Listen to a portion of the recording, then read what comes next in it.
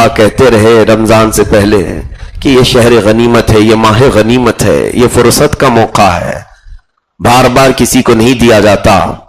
اور چلو اب گزر رہا ہے رمضان، لیکن اگر اللہ کی بارگاہ میں یہ لکھ دیا گیا ہے کہ اس بندے کا یہ آخری رمضان ہے، اسی سال اس کی موت آنے والی ہے، کسی حادثاتی طور پر بھی موت آ سکتی ہے، کسی کو بیٹھے بٹھائے اٹیک آ کر موت آ سکتی ہے، تو پھر افسوس نہ کرے ایک مومن بندہ تو کیا کرے.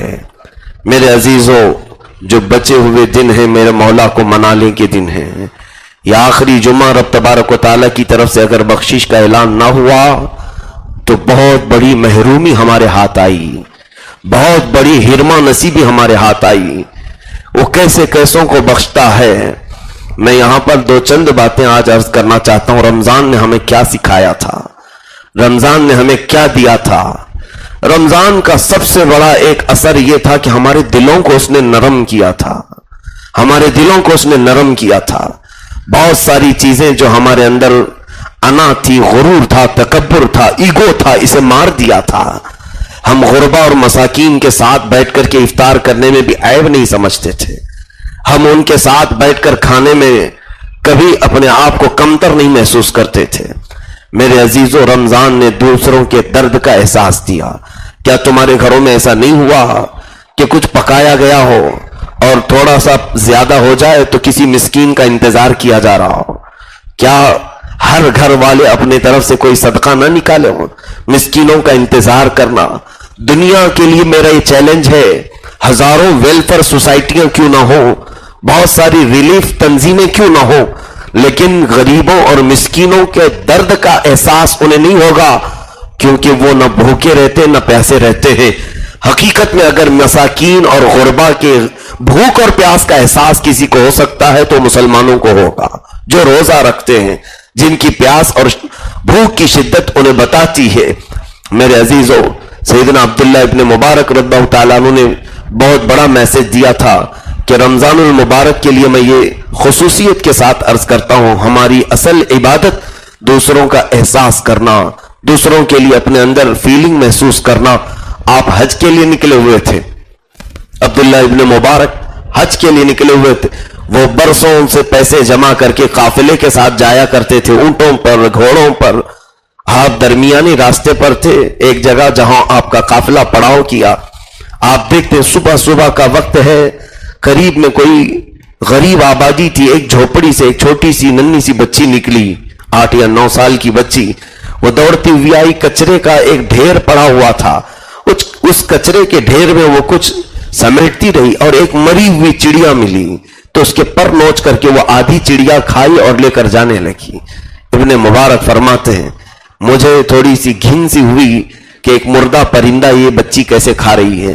میں دوڑ کر اس کے پاس گیا اور اس سے پوچھا کہ بیٹا کیا تو مسلمان ہے؟ کہا ہاں، میرے آبا و اجداد مسلمان ہیں، میں مسلمان ہوں. کہا یہ مری ہوئی پرندے کو تو کیسے کھا رہی، چڑیا کو؟ تو اس چھوٹی سی بچی نے اپنا سر جھکا لیا اور کہا اے آنے والے بزرگ، بتاؤ جس کے گھر میں 8 دن سے کھانا نہ پکتا ہو، جہاں روزی آنے کے کوئی ذریعے ہمارے پاس نہ ہو، نہ ہمیں کوئی خیرات کرنے والا ہے، کیا اسلام اس بات کی بھی اجازت نہیں دیتا کہ جان بچانے کے لیے مردہ کھا لیا جائے؟ ابن مبارک فرماتے میرا دل دہل گیا. میں اس کے گھر جا کر دیکھا تو سارے کے سارے برتن سوکھے پڑے ہوئے ہیں. ایسا لگتا تھا کہ برسوں سے یہاں پر کوئی چیز آئی نہیں ہے، نہ کوئی اناج کے اثرات، نہ کسی پکی ہوئی چیز کی وہاں خوشبو.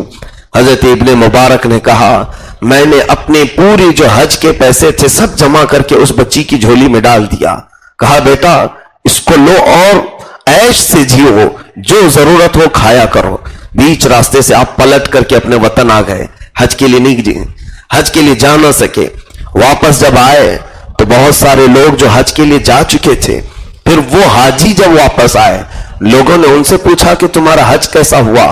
تو حاجی کہتے تھے ہمارے حج کا کیا کہنا، ہم تو عبداللہ ابن مبارک کے ساتھ عرفات میں تھے، ہم عبداللہ ابن مبارک کے ساتھ مینا میں تھے، ہم ابن مبارک کے ساتھ طواف کعبہ کر رہے تھے، ہمارے حج کا نہ پوچھو، ان کی دعاؤں کے سائے میں ہم نے حج کیا ہے.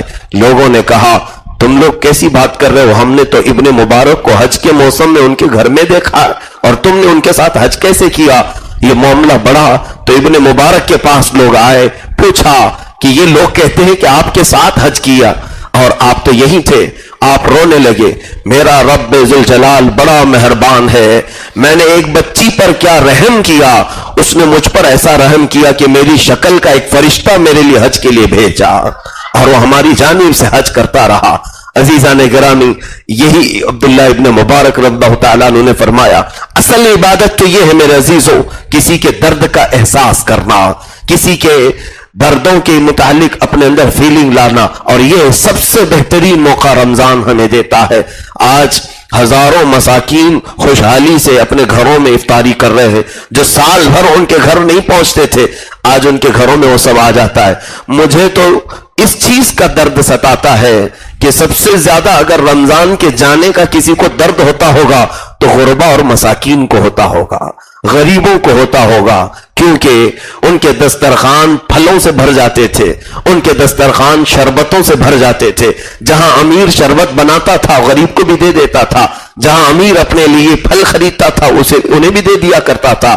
امیروں کو کہاں احساس کہ رمضان جا رہا ہے، پیسے لیا پھر جو من کیا خرید لیا۔ غریبوں کو سب سے زیادہ احساس ہوگا کہ ہمارے گھروں میں اب اچھی خوشبو والے کھانے ختم ہو جائیں گے۔ میرے عزیزوں، رمضان المبارک کے جانے کا احساس کرنا یہ سنت رسول ہے۔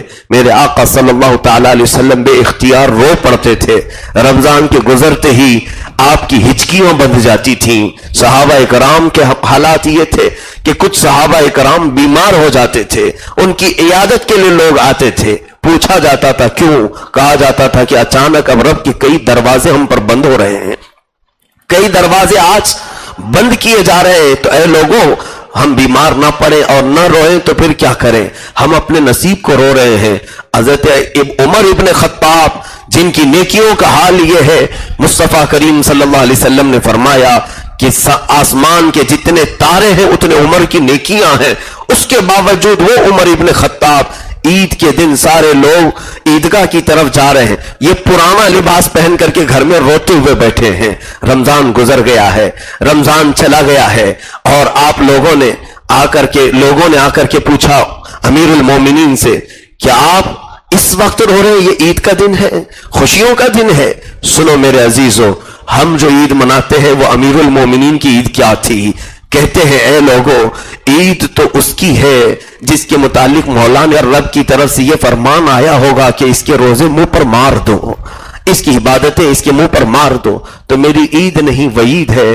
میں اس خوف سے رو رہا ہوں کہ نہ جانے ہمارے روزے قبول ہوئے بھی ہیں کہ نہیں ہوئے۔ ہمیں کہاں احساس ہے، ہم تو اپنی خریداری میں مست ہیں۔ جو کچھ بھی روزے نہیں رکھا وہ بھی سب سے زیادہ شاپنگ میں مصروف ہے، جو کبھی تراویح نہ پڑھا وہ اپنے گھر کو سجانے میں مصروف ہے۔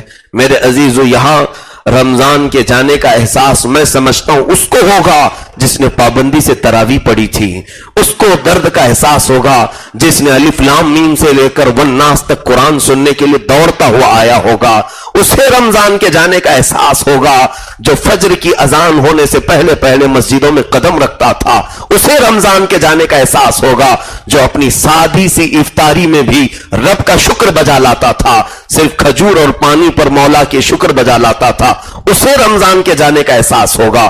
باقی جن کے نہ روزے تھے، نہ تراویاں تھیں، نہ ان کی تلاوتیں تھیں، انہیں کیا ہے، رمضان ویسی ہے جیسے اور دن تھے۔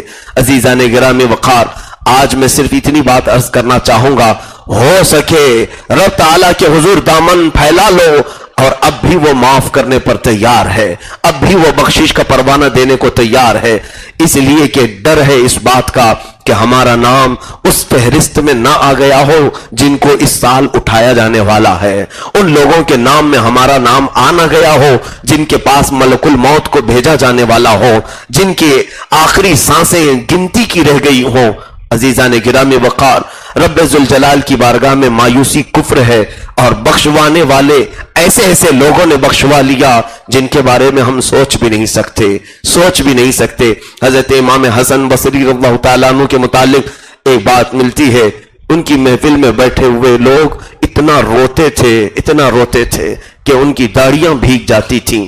امام حسن بصری ایک بار رمضان میں بیان کر رہے تھے, سارے مجمع میں بیٹھے ہوئے لوگوں نے توبہ کر لیا. یہ دیکھیں رمضان میں توبہ کرنے کا ثمرہ اور نتیجہ کیا ہوتا ہے. ایک بندہ جو گنہگار تھا, عادت لت سی پڑی ہوئی تھی گناہ کی, ایسی کہ چھوڑنے سے چھوٹتی نہیں, توبہ تو کر لیا.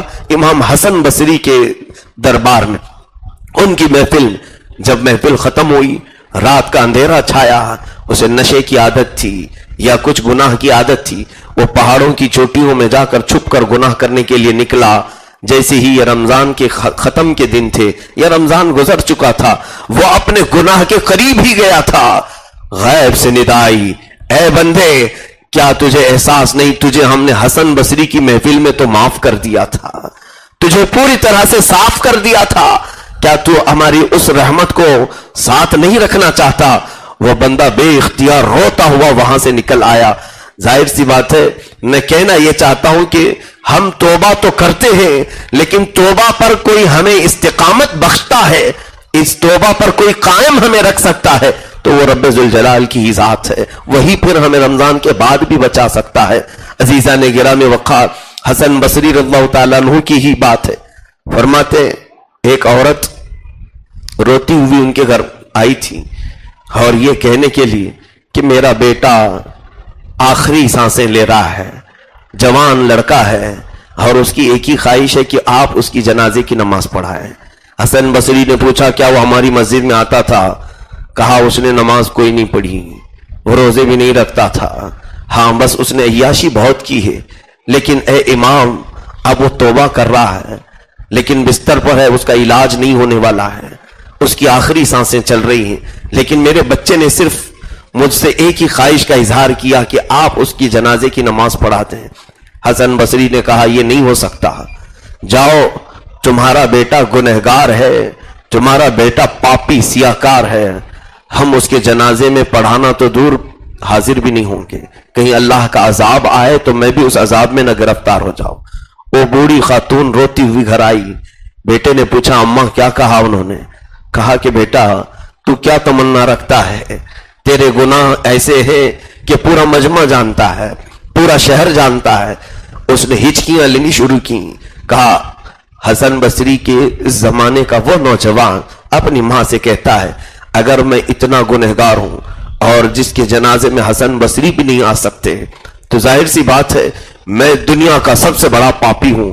ماں اگر میری موت ہو جائے, صرف میری آخری وصیت یہ ہے کہ میرے پیر میں رسی باندھ کر شہر کی گلیوں میں مجھے کھینچتا ہوا لے جانا, میری میت کو کھینچتے ہوئے لے جا کر کسی گٹر میں ڈال دینا, جیسے کوئی کتا مرے تو اسے کھینچ کر ڈالا جاتا ہے. ماں تڑپ اٹھی, بیٹا ایسا کیوں کہہ رہے ہو؟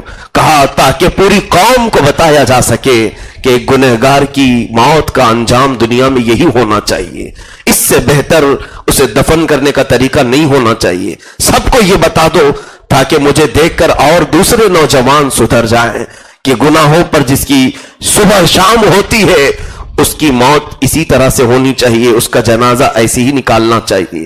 ماں اس کی باتیں سنتی رہی, روتی رہی اور اس نے وعدہ تک لے لیا اپنی ماں سے کہ تم رسی لاؤ گی, میرے پیر کو باندھو گی.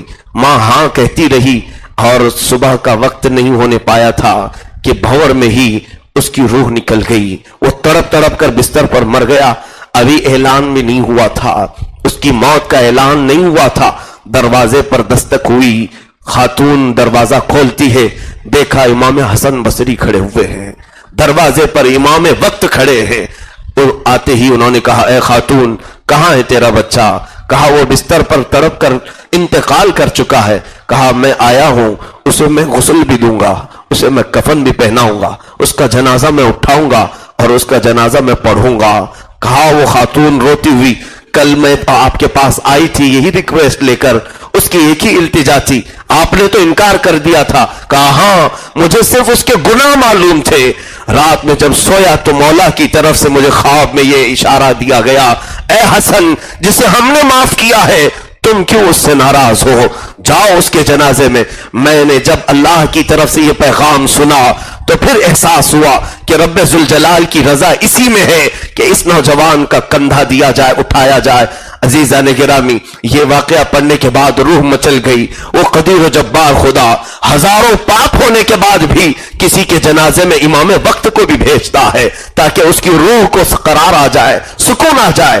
کون ہے جو ہمارے عیبوں پر ہاتھ رکھ سکے؟ آج کون ہے جو ہمارے گناہوں کو دیکھ کر کے چھپانے کی طاقت رکھتا ہو؟ میاں ہم نے جن کو دوست بنایا ہے، اگر ہم اپنے رات کی تنہائی کے گناہوں نے شیئر کر لیں تو پھر نہ جانے ہزاروں میں ہمیں ذلیل کریں گے، ہزاروں میں ہمیں رسوا کریں گے۔ ایک تمہارا خالق ہے، ایک تمہارا پروردگار ہے جسے سب ہمارے دلوں کے وسوسے بھی معلوم ہے، ہمارے آنکھوں کی خیانتیں بھی معلوم ہے، لیکن بندہ جب اس سے صلح کرتا ہے، رو کر اس سے صلح کرتا ہے، تو مولا نہ صرف اس کے گناہوں کو چھپاتا ہے بلکہ اس کے اعزاز میں وقت کے بڑے بڑے لوگوں کو بھیجتا ہے۔ اسی طرح سے خلیفہ ہارون رشید کے زمانے میں ایک شخص ایسا تھا جو بہت ہی گنہگار تھا، بہت گناہ کرتا تھا، اور اس کے گناہ کیا تھے؟ روزانہ ایک طوائف کے کوٹھے پر رہتا تھا اور روزانہ شراب کی ایک بڑی بوتل خریدتا تھا، بڑی بوتل خریدتا تھا، اور اس کے متعلق پورے شہر میں معلوم تھا اس کے پاس یہ دن بھر کمائی کرتا ہے اور رات کو کسی کوٹھے میں گزارتا ہے، اور پھر شراب کی بوتل لے کر کے پتہ نہیں کہیں چلا جاتا ہے۔ لیکن دیکھیں اللہ رب العزت کسی کو ایسی قوتیں عطا کیا ہے کہ وہ بندہ دکھتا تھا لیکن تھا ایسا نہیں۔ جب اس کا انتقال ہوا تو بادشاہ وقت جب چلتا ہوا جا رہا تھا تو لوگوں نے اس کی لاش کو لا کر کے پھینک دیا تھا، کوئی جنازہ پڑھنے کو تیار نہیں، کوئی اٹھانے کو تیار نہیں۔ تو وہ سفر بادشاہ کا سواری سے گزر رہا تھا تو بادشاہ نے رکوا دیا، پوچھا کہ کس کی لاش ہے؟ کہا گیا فلاں فلاں کی ہے۔ کہا اس طرح سے پھینکا نہیں جائے گا، اٹھاؤ اسے دفن کیا جائے گا، مسلمان کی لاش ہے چاہے جتنا بھی گناہ کیا ہو۔ بادشاہ نے جنازہ پڑھا اور جب دفن کرنے کے لیے گئے اس کی بیوی دھاڑے مارتے ہوئے روتی ہوئی آئی، آج میرے مولا کی ذات پر مجھے اتنا یقین ہوا۔ اس بادشاہ نے پوچھا کیسے، کیا بات ہے ذرا بتاؤ بی بی۔ اس خاتون نے کہا پورا شہر سمجھتا ہے میرا شوہر زانی تھا، میرا شوہر شرابی تھا، لیکن بادشاہ سلامت بات ایسی نہیں تھی۔ میرا شوہر صرف قوم کو، اللہ کی مخلوق کو گناہ سے بچانے کے لیے اپنے پیسے خرچ کرتا تھا۔ کیسے؟ کہتی ہے کہ روزانہ وہ کماتا تھا اور جا کر کے کسی ایک عورت جو طوائف ہے اس کے کوٹھے کو رات بھر اجرت پر لیتا تھا، وہ صرف اس لیے لے کر کے بیٹھ جاتا، نہ وہ زنا کرتا تھا نہ اس سے ملاقات کرتا تھا، بلکہ اس کو خاموش ایک کونے میں بٹھاتا تھا اور کہتا کہ یہ پوری رات کی اجرت میں نے دی ہے، اور پھر صبح اٹھ کر کے خوشی سے یہ آتا کہ کئی گاہکوں کو میں آنے سے روک دیا، کئی گراہک کو میں اس کے کوٹھے پر آنے سے روک دیا۔ اکثر اپنے پیسے اس طرح سے خرید کر کے لوگوں کو آنے سے روک دیتا اور شراب کی ایک بوتل روز خریدتا، لے جا کر کے نالی میں بہا کر آتا اور مولا سے کہتا مولا تیری کائنات سے میں نے تھوڑا سا گناہ کم کرنے کی کوشش کی ہے، تھوڑا سا بوجھ کم کرنے کی کوشش کی ہے، لیکن یہ معاملات کون جانتا ہے۔ جب وہ گھر آتا اس کی بیوی سمجھاتی قوم تو تمہیں زانی اور شرابی کہہ رہی ہے، تم کیا یہ سب کام کر رہے ہو؟ تو وہ کہتا تھا قوم اگرچہ مجھے زانی اور شرابی کہہ رہی ہے، کوئی مجھ کو میرا جنازے کے لیے بھیجے گا۔ وہ زندگی میں کہہ کر کے مر گیا۔ اس کی خاتون کہتی ہے میں نے اس کی لاش کو لوگوں کے حوالے جو کیا صرف یہ دیکھنے کے لیے، ہاں کیا رب تعالی حقیقت میں اس کے تمام اعمال کو دیکھ رہا تھا۔ جس وقت تمہاری سواری آئی اے بادشاہ میری روح پکار اٹھی۔ وہ قدیر و جبار خدا کسی کو مایوس نہیں کرتا۔